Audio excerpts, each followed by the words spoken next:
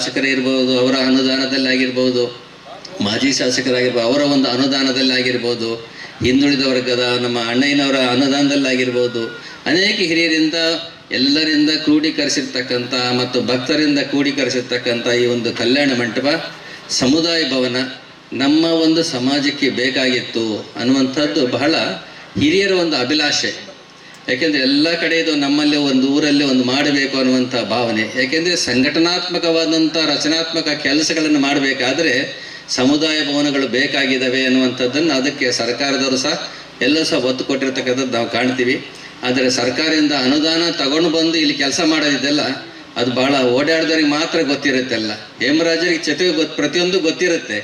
ಯಾಕೆ ಅಂತ ಹೇಳಿದ್ರೆ ಇವತ್ತು ಅನೌನ್ಸ್ ಮಾಡ್ತೀವಿ, ನಾಳೆ ಅದಕ್ಕೆ ಎಲ್ಲ ರೂಲ್ಸ್ಗಳು ಕೇಳ್ತೀವಿ, ಎಲ್ಲ ಪ್ಲಾನ್ ಕೇಳ್ತೀವಿ, ಜಾಗ ಕೇಳ್ತೀವಿ, ಮತ್ತೊಂದು ಆಫೀಸ್ ಕೆಲಸ ಎಲ್ಲವನ್ನು ನೋಡುವಂಥ ಸಂದರ್ಭದೊಳಗೆ ಇದು ಬೇಕಾಗಿತ್ತ ಅನ್ನುವಂಥದ್ದು ಅವ್ರ ಮನಸ್ಸಲ್ಲೇ ಬರುತ್ತೆ.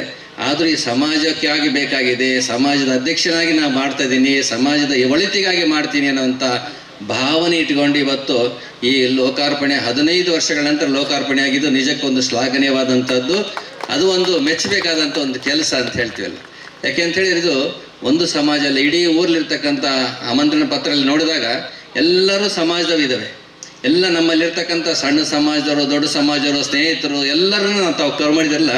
ಅದಕ್ಕೆ ಹೇಳ್ತಾರೆ ನಮ್ಮ ಶಾಸ್ತ್ರದಲ್ಲಿ ವಸುದೈವ ಕುಟುಂಬಕಂ ಅಂತ ಹೇಳ್ತಾರೆ. ನಮ್ಮ ತತ್ವ ಸಿದ್ಧಾಂತದಲ್ಲಿ ಇವನಾರವ ಅಂತ ಹೇಳಿದ್ರೆ ಇವ ನಮ್ಮವನೆಂದು ಕಾಣಿರಯ್ಯ ಅಂತ ಹೇಳ್ತಾರೆ. ಹಾಗೆ ದೇವಾಂಗ ಸಮಾಜವು ಸಹ ನಮ್ಮ ಭೋಜೇಗೌಡರು ಮಾತಾಡ್ಬೇಕಾದ್ರೆ ಹೇಳಿದರು, ನಮ್ಮಲ್ಲಿ ತಲತಲಾಂತರ 84 ಇಸ್ವಿಯಿಂದ ಹಿಡಿದು 40 ವರ್ಷಗಳ ಒಂದು ನಂಟಿದೆ ನಮಗೆಲ್ಲ ಅಂತ ಹೇಳಿದರೆ ಅವ್ರಲ್ಲಿರ್ತಕ್ಕಂಥ ಆತ್ಮೀಯತೆ, ಭಾವನೆ, ನಿಮ್ಮಲ್ಲಿರ್ತಕ್ಕಂಥ ಏಕಾಗ್ರತೆ, ಅವ್ರಲ್ಲಿರ್ತಕ್ಕಂಥ ವಿಶ್ವಾಸ ಇವತ್ತು ಯಾವತ್ತೂ ಸಹ ಮರೆಯೋದಿಲ್ಲ ಅನ್ನುವಂಥ ಮಾತನ್ನು ಹೇಳ್ತೀವಲ್ಲ.